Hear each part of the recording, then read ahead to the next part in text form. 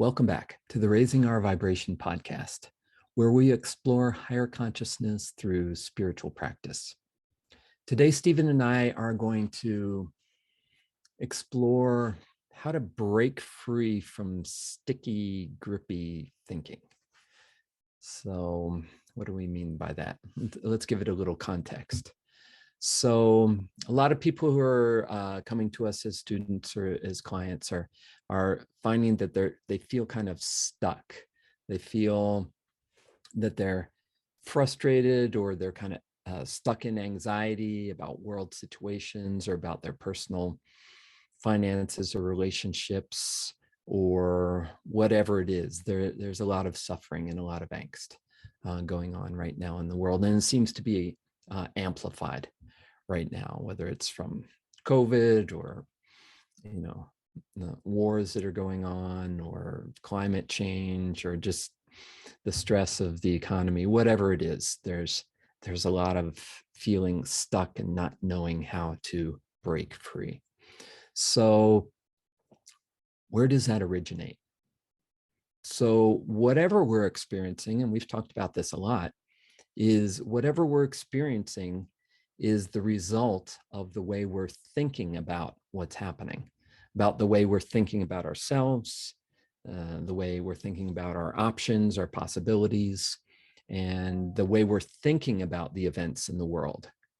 So something can be happening, but how we relate to it determines how we experience it, and if we suffer or if we feel empowered, if we feel that there's opportunity in what's happening. So it's really essential to be able to loosen the grip of the way we're thinking about things. So if we, a couple analogies that I want to start with, and then I'll pass it over to you, Stevens, for sharing some client experiences. First analogy is, we have this perception of the world as really solid and substantial. When we look with our eyes, we see things as very, like, that's just the way things are. And we kind of relate to our thoughts in the same way. So if we can free up our minds a little bit from thinking that things are the way they appear to us, that can start to loosen the grip of our thoughts. So here's a mental experiment. And so say you take something hard and material like this pencil, and you put it underneath a microscope. And first you start to see if you really amplify it, you start to see the cells of what make up this pencil. And then if you go deeper and deeper, if you could have a really high powered microscope, you'd start to see the chemical bonds and structures. And if you could look deeper and deeper, you'd start to see quantum particles, protons and electrons. And if you go deeper and deeper, you'd see these kind of phantom particles kind of zipping in and out of existence. And if you go even deeper than that, you find pretty much just open space, right? So this hard material reality, if you inquire deeply into its nature, you'd find it's really not what it appears to be. It's just because of our sensory apparatus and the way we've learned to think about the world that it appears to be really solid and substantial. And our thoughts about everything are like that. If we really inquire deeply into any thought that we're holding and start to deconstruct it in awareness, it starts to lose its substantiality. And we could go through any thought and kind of peel apart and pull the strands apart until it doesn't really hang together anymore. It doesn't really have any substance to it. And so that's the first kind of way to loosen up your mind, that sort of mental experiment. And a second way, which we've alluded to before, but which I was doing yesterday because we have this beautiful blue sky out here in Colorado right now. It's starting to get hot, warm, and dry. And yesterday, I was just sitting outside and gazing up at the blue sky. And then there's the solidity of the trees, and then and you can feel that looks very substantial. And then you can see the clouds floating through the sky. And the clouds are less substantial. You can, if you really look at the clouds, they have kind of a wispy fractal pattern, and you can see them forming and dissolving. So looking at the sky is kind of like looking through the microscope. Like you see solid trees, and then you see the clouds that are kind of a little more amorphous and changing. And then what I've found, and I really highly recommend you doing this if as an experiment, I'll tell you what the result of this experiment is for me, is if you look pick a really just blue open, clear blue patch of the sky, and just really kind of defocus on that blue sky and try to see kind of inside the space, kind of bring your eyes together and really look at the blue sky. What you'll find, and I've done this with others, so it's not just a quirk of my own mind, is that you'll see this dance of photons. You'll see these kind of little sparks of light just kind of zipping across and back and forth and coming in and out. And so the sky, as you look deeper into it, it seems to have this kind of, it's like looking through a quantum microscope, and you start to see these potentials zipping out of existence. And then if you take in the whole sky, so then you zoom out and take in the whole sky at once, there's just this open, changeless expanse, which is analogous to awareness itself. And so again, if you look deeply into any thought or into a physical object or into the sky as an analogy for awareness in the mind, you find that there's these different layers that reveal an open potential of possibility that is very different from these stuck thoughts in our mind and this locked in way of viewing things. And so that's my entry into this, is how we can inquire deeper into our thoughts, use our thoughts to liberate our mind by going really deeply into them and pulling them apart and seeing the deeper layers. And so with that, I'm going to pass it over to you to maybe a couple real life examples of how that could work. Yeah, Kevin, it's the thing that I really love about us doing this together is that you start to speak, and we've of course planned certain elements of this, but all sorts of aspects of unexplored possibilities come up in our discussion. So as you were speaking, a number of things I hadn't thought of in quite a while came to light. And so one of them was that I was guiding a group recently in Longchenpa's very well-known self-liberating awareness that, you know, every thought, when you see thoughts as very sticky, you identify with your thought. You know, I'm angry or I'm hungry, right? And so a really typical example is that I always love to do is your food, right? If you, for example, right now, if you think of one of my favorite foods when I was a little kid was peanut butter and jelly sandwich. My dad used to make apple jelly, and so did my granddad. And we'd of course spread, and so it was homemade, and we'd spread it on the bread, and we'd make these delicious peanut butter. So we'd do homemade peanut butter and homemade apple jelly, and do this. Sometimes we baked our own bread too, so it was just delicious. Now, when you hold that peanut, if somebody says to you, I am a peanut butter jelly sandwich. Now, everybody's going to deny that. They're going to say, but we know you're not a peanut butter jelly sandwich, right? So we do that. And yet we have these thoughts and feelings that when they come up, we don't look at them like peanut butter jelly sandwiches and say, I'm not the thought or I'm not the feeling. We actually identify, I'm angry, right? Or I'm poor, or I'm rich, or I'm some other sorts of things, or I'm an accountant or a lawyer. There's all these aspects of life we identify with, but in fact, they are just as they're simply just our stories that we've created, and we are not that, just as we're not the peanut butter jelly sandwich. So that was the first thing I thought, that old memory of when I was a kid, and how really, we're talking about sticky thoughts.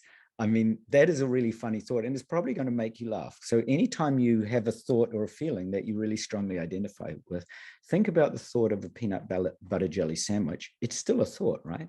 If you have a thought of, okay, I don't like the way this person thinks, and then put in the same basket, I'm a peanut butter jelly sandwich. The funny part of that can actually sometimes break the stickiness of the thought. So there was just one little practical element I was thinking of while you were sharing that so beautifully. And then what starts to happen when we realize that we're not the peanut butter jelly sandwich, when we realize that in fact every thought is like that, every thought is non-sticky, or it's got no grip, because in fact the thought itself is empty. It's just a story that we've created and so on. Then we start to recognize that every single thought and every single feeling is itself empty of any substance, is actually it in itself arises as natural and pure awareness to begin with, and it has no substance. So in fact, we start to realize that every thought and every feeling has this power of being self-liberated to begin with, that it doesn't stick. It's not something that we need to hold on to. And that in itself is a real aha, even if you just recognize that there is no stickiness to every single thought and every single feeling, that it actually arises as awareness itself, that it is actually in its nature self-liberating, or it is in its own nature free, or it is in its own nature, to use my analogy, like a peanut butter jelly sandwich. So that's one example. The other example I was going to give is, as you mentioned, with clients, and then I'm going to talk about a little story that like your cloud is something that I've found useful over the years, and the way that we look at the sky and open to awareness. And I'm going to do a similar, that was what was so funny. I was literally thinking as you were talking about the sky, about this other example, which you can do really simply at home.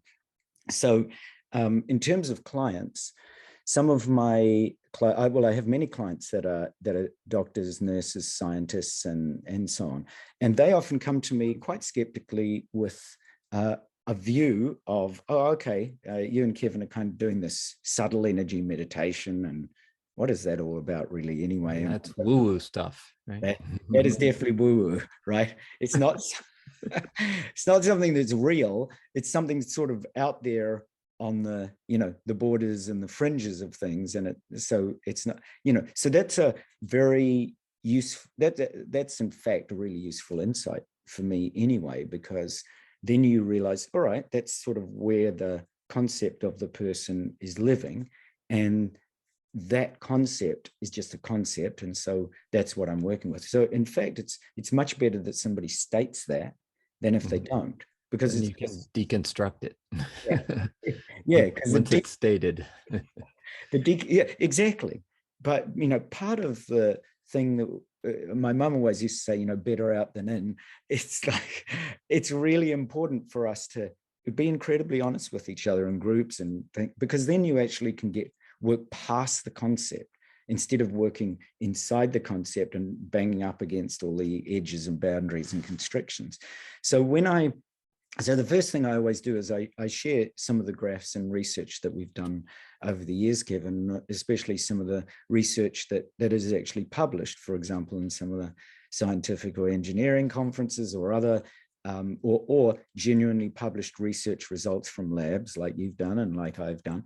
And so they show different qualities of the brain that, in this case, really appeal to the logical minds of scientists, doctors, anybody who is logical. It doesn't have to be that particular group, but I tend to get a lot of tend to attract a lot of people from those kinds of professions. So that really speaks to the heart of, oh, okay, so there is actually some genuine research in neuroscience. Maybe it's not what it appears to be. Maybe it's not the woo-woo it appeared to be. Exactly. It's not the woo-woo. And this is actually taps straight into the heart of of this exercise I want to share, because maybe it's not the woo-woo. It speaks again to the kind of the infinite potential of everything, or the emptiness of what seems to be these very solid substances that we're so sure are reality. So the really useful part about the scientists and the doctors and people that are definitely in the research field is that when they then come from whatever skeptical view they have, and they come to a point where they start to deeply question themselves, all that's really happening is they're questioning their own boundaries, and they are in essence turning the sticky, grippy thinking, which is bounded, into non-sticky, unbound, and limitless potential of what's here. I mean, it's quite, I know it seems so extraordinarily logical to logical people, but when I explain it, and they kind of really understand this, that if you are conceptual and bound, then you are very simply conceptual and bound. You are saying, this is the boundaries. It's so funny that you don't see that you're bound by the very boundaries that you create. And if you choose for a moment to say, well, actually, I'm just going to be open, then openness has no boundary. And it is a real aha when you start to realize, when I'm bound, but when I'm open, or when I'm bound, and when I'm boundless, I'm boundless. There is such a, it sounds so simple to say, simply be open and allow, because when you're open, you're actually allowing the possibility that something might exist beyond the boundaries, beyond the stickiness, beyond the grippiness of your thoughts that you might not have perceived or conceived. And so often, instead, what we'll do is kind of argue for our boundaries. Yeah. Right. Well, we'll get stuck. Well, this is why it's this way, right? Rather, which is just, we're looking for evidence to support our boundaries, right? And that just snowballs it. Rather, if you want to deconstruct something, you have to be open to really seeing it for what it is, right?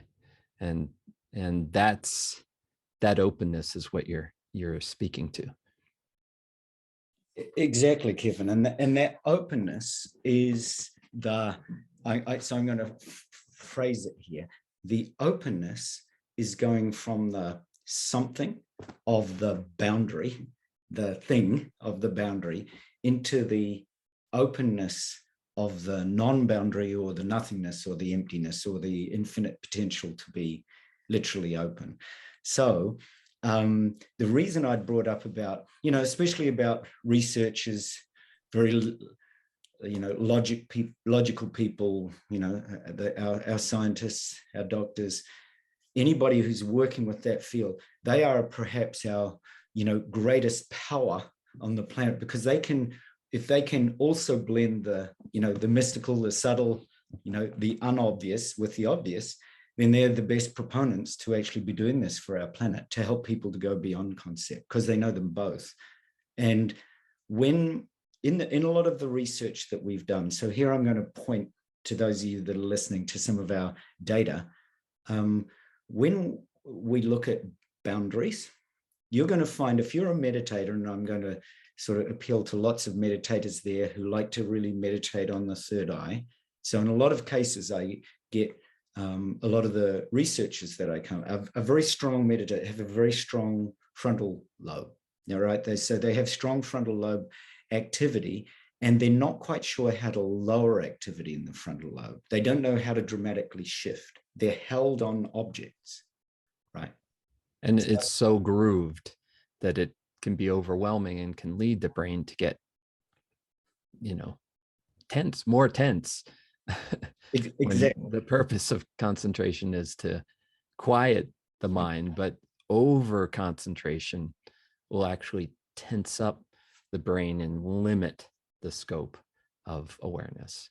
Exactly. And if we, to use my analogy of turning something into nothing, if you look at the frontal lobe intense activity, intense concentration, that's the something. And it is important, right? We live in this world. There is a something. There are objects. There are perceived realities in this relative existence. And equally, if you want to go beyond that, you need to know how to lower activity or shift activity. In Andrew Newberg's terms, how to actually radically shift and in this case, lower the activity in the frontal lobe.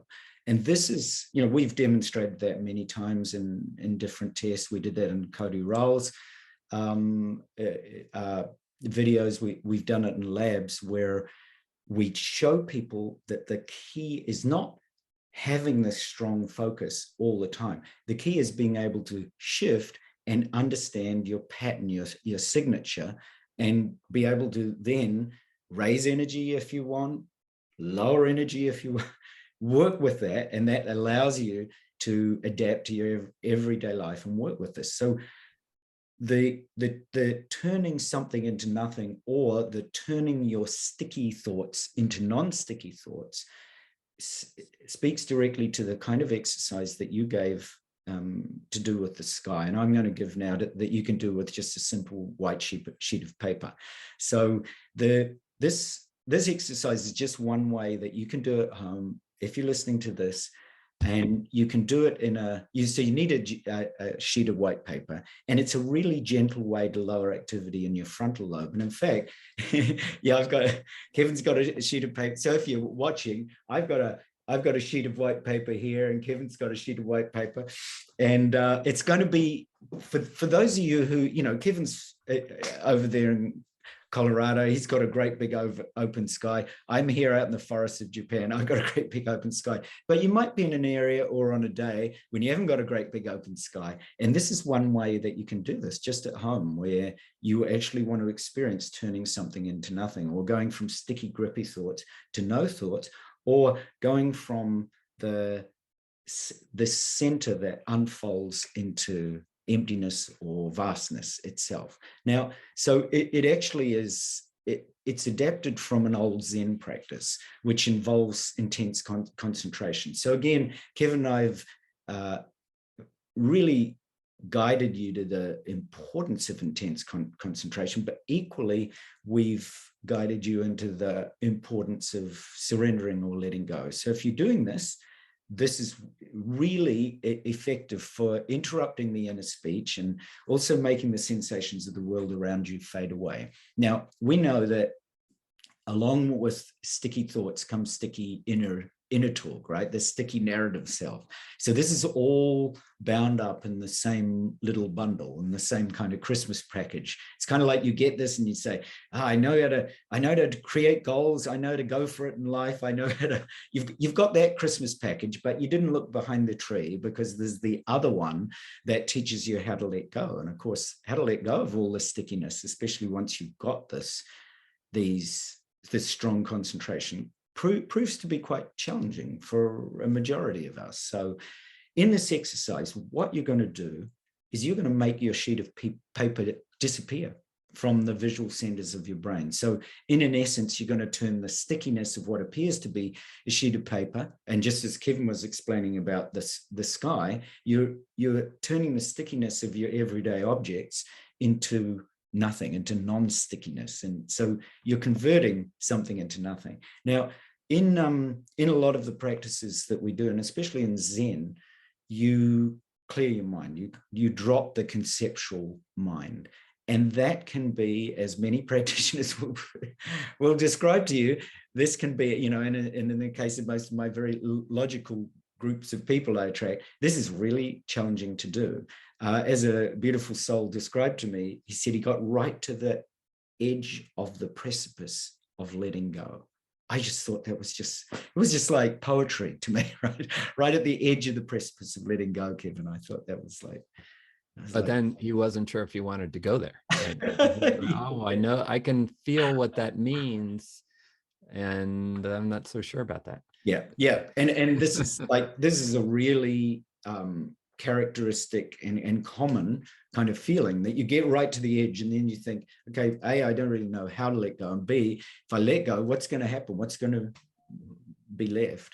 So Right. a lot of people share exactly that, Kevin. What's left when I let go? Where am I in all this? How do I know that I'll even have all my thoughts and feelings that I've guarded so carefully for such a long time?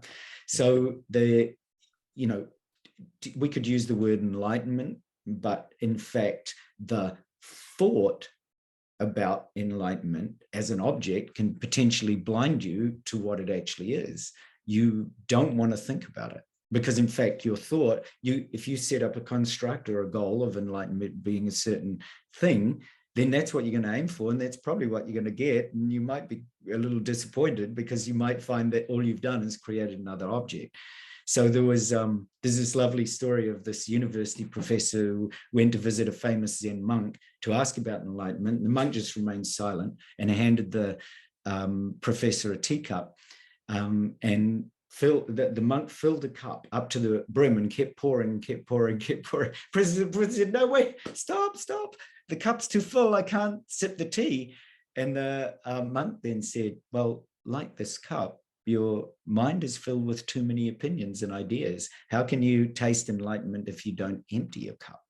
I just love that story. It's been told in lots of different forms, but that's just one of them. So how do we do this? And this experience is simply an experience of emptiness or timelessness, and it's so very simple. It's like the teacup in the that Zen story, that you're actually just going to turn off the thinking mind for a few moments.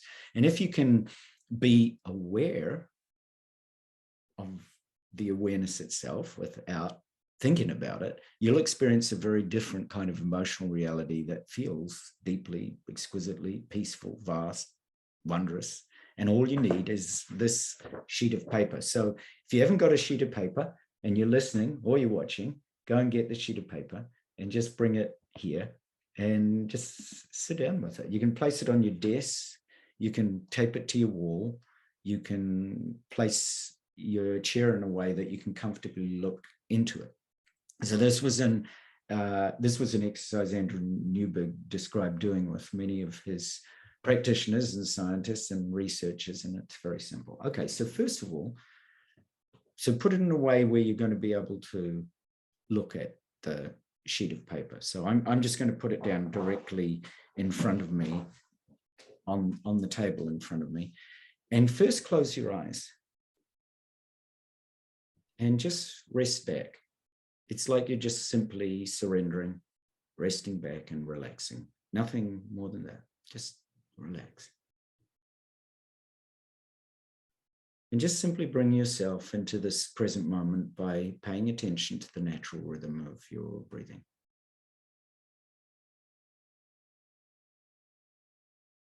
And sometimes it helps if you find you naturally focus real hard, for example, in your third eye or the front of your head. Try dropping into the back of your skull and just feeling like you're breathing back in through the back of your skull and through the medulla there.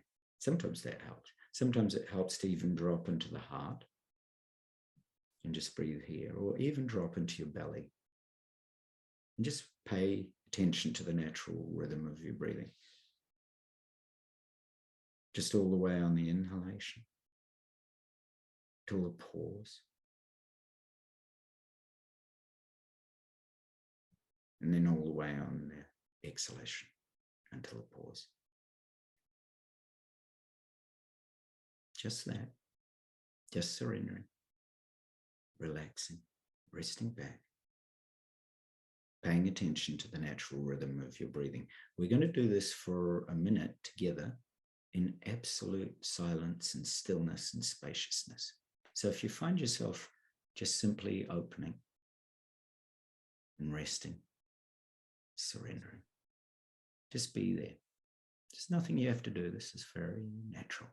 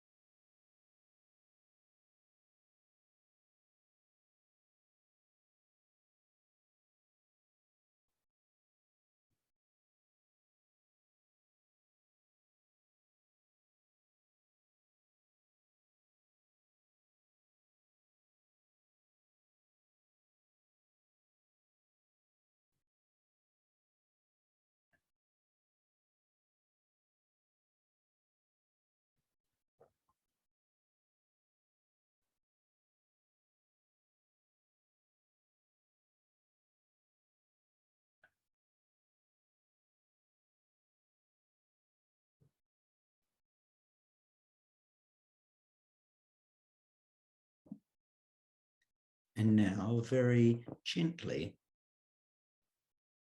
open your eyes and gaze at the paper using your fullest concentration. So explore it. Just explore it like you would any object and study as many details as you can. Study the edge very carefully. Study the size. Study the whiteness of the paper. And we're going to do this in silence and stillness and spaciousness, really concentrating for a minute or so.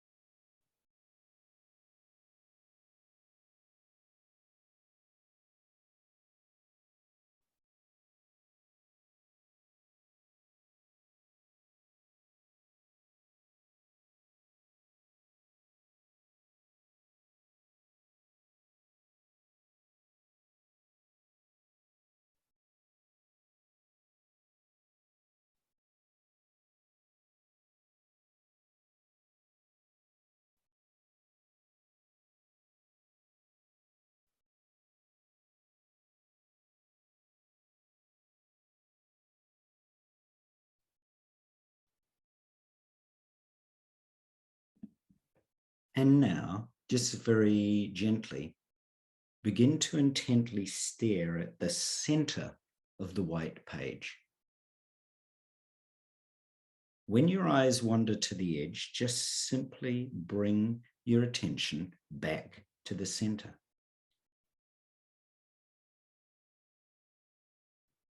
Keep gazing at the center until the edge of the paper disappears from consciousness.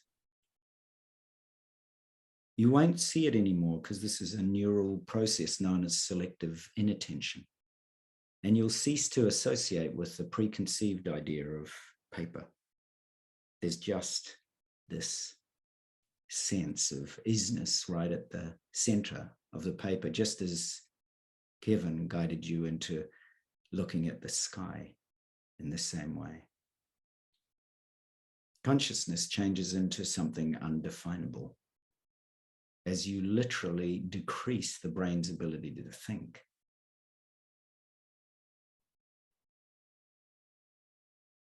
For some people, this might take a minute. For some people, a bit longer. So just keep your attention on just one thing. Keep bringing your attention back to the center, just like you might gaze at the center of the sky. As the edges, as all edges and all boundaries disappear, you're just simply opening to one thing. This sense of open awareness that allows. It's very present. In essence, this just one thing is presence itself.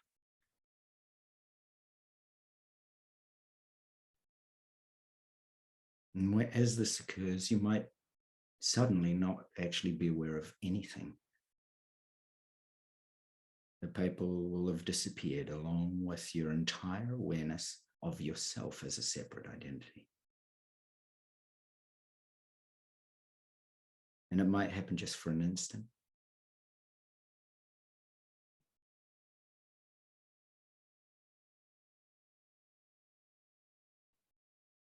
You might find that you go back and forth between losing yourself in the whiteness and suddenly being jerked back into normal awareness. Neurologically, you're causing rapid increases and decreases in many areas of your brain, and this might trigger a sudden insight.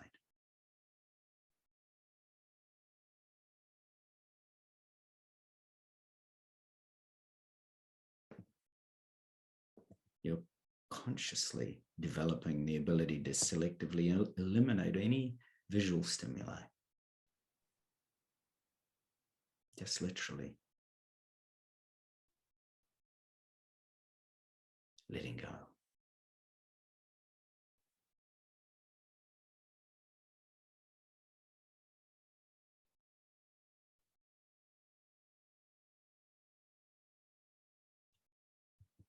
You'll do this for one more minute in absolute silence, stillness, and spaciousness. Simply bringing your attention to just one thing. Presence, right at the center. Gazing. Letting everything else vanish and disappear.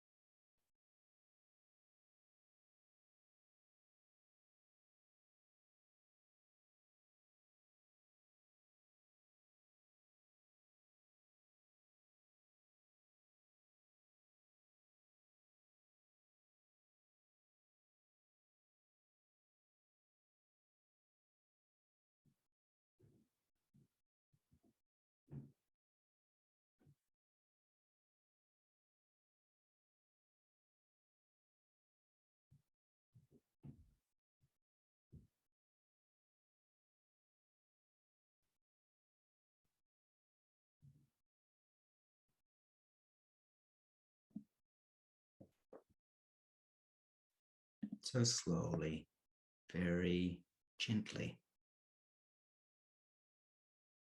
allow yourself to come back into the body. and just be very present. You can take your eyes off the paper and just simply be present to the space all around you, all around your computer or phone. In the same way, there's no edge or boundary to space. In a lot of very famous spiritual practices, like the Sufi practices, where Sufi practitioners gaze at a card with beautiful calligraphy depicting the word Allah before they enter into deep, intense chants. Or Tibetan practitioners gazing at mandalas composed of geometric shapes, or gazing at mandalas of deities. And the indigenous peoples using sand paintings to lose themselves in the spiritual symbols of their tradition. Those are perspectives on the same practice. But here, gazing at a blank page is just simply eliminating all your ideas about everything. You might have noticed that there were no ideas or thoughts. Just for a moment, there might have been no identity, no self, no forms, no edges, no past, no future. No thoughts about even what enlightenment is, just simply letting go of what we ascribe meaning to all the stories. And from that infinite potential of the nothingness, the unstuck or the unbound, something happens that's beyond words. And this also reflects a neuroscientific truth. And that is that your sense of the paper, or your sense of yourself, or anything in the world, is nothing more than a perceptual illusion, a construction that is created in your parietal lobe and then labeled in the language centers of your frontal lobe. Our thoughts and our feelings are not us. They're just constructions in the mind. They're memories pulled from the past. As Deepak Chopra said, we have 60,000 thoughts a day, 40,000 we had yesterday. So these are just memories pulled from the past, stories, and projected onto the present moment. And when we realize that, that recognition can be a deeply transformational insight. So Kevin, I'm curious how you're sky gazing using paper. Yeah, well, I did find my paper was a bit small for the exercise, but the whiteness and the concentration on the whiteness was quieting to the mind.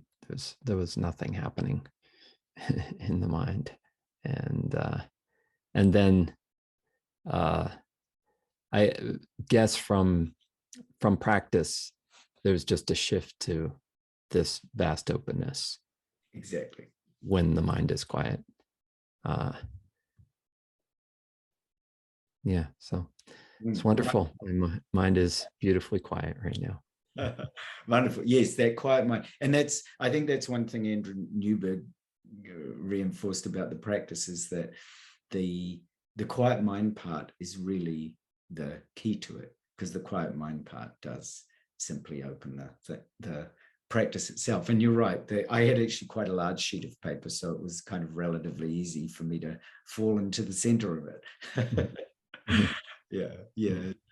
And so I definitely love that, Kevin, about the analogy of this to the open sky practice. Mm-hmm. I certainly find from my own experience that the open sky practice is incredibly easy, because it feels already very vast. And right, it's vast, open, especially when it's blue and clear. And yeah. Exactly. Yeah. So thank you so much, Kevin. That was beautiful. And so whether you're sky gazing under the open sky, or whether you want to try this particular experiment, or however you approach going from something to nothing, or unsticking the binding parts of your life or the sticky thoughts. Sometimes the very simplest things, like just simply sitting in open awareness and allowing your thoughts to unfold and just being present and not pushing them away and not holding openness. I think that's the word there, right? And don't argue for your thoughts. Just be open to what might be on them, be beyond them, right? And that has a loosening effect. Look for exceptions, right? Look for what's beyond the thought that you're so stuck on. So, true. Thank you for this practice, Stephen. Beautiful. Thank you too, Kevin. It did make me feel like we want to explore open sky gazing as a practice for people. That could be a really natural follow-on from this beautiful practice at some point. Yes. So when you see an open blue sky, take a moment. Yeah, it's a vast opportunity that just naturally leads you to open up and feel the vastness that you are. So thank you, Stephen. Thank you all for watching and listening, practicing along with us. Thank you for your practice. And if you'd like to learn more about subtle energy meditation and our Raising Our Vibration community of practice, please visit raisingourvibration.net. And we'd love to hear from you there. So bye for now. We'll see you and talk to you next time.